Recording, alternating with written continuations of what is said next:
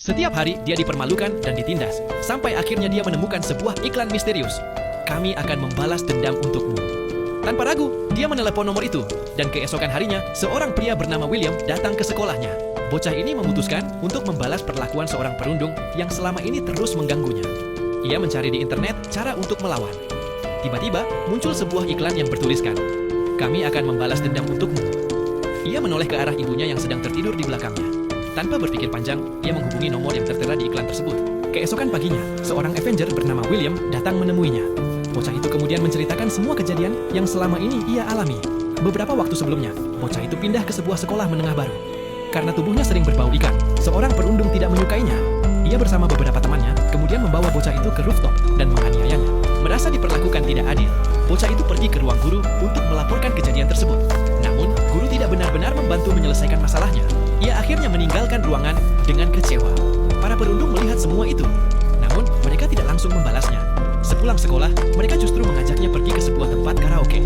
Awalnya, bocah itu mengira mereka hanya ingin mengajaknya bersenang-senang. Namun, ternyata keadaan berubah menjadi buruk. Ia dipermalukan dan dipaksa berlutut. Sejak saat itu, perlakuan para perundung semakin parah. Karena bocah itu tidak mampu membayar uang perlindungan yang mereka minta, mereka memutuskan untuk memberinya pelajaran.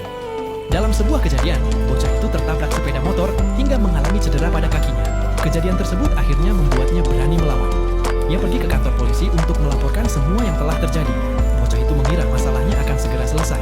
Namun, ketika sampai di rumah, ia justru terkejut. Para perundung sudah berada di rumahnya.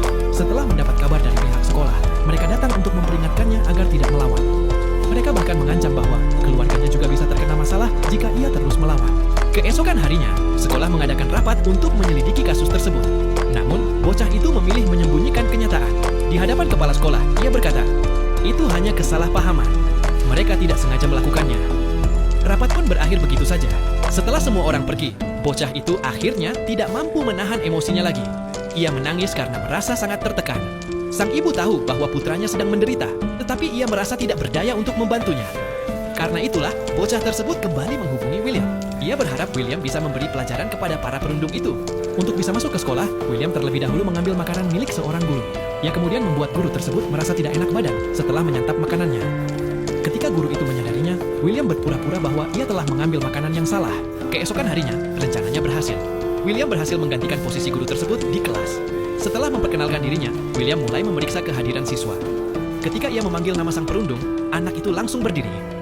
Dan sejak saat itulah, rencana William untuk menghadapi para perundung mulai berjalan.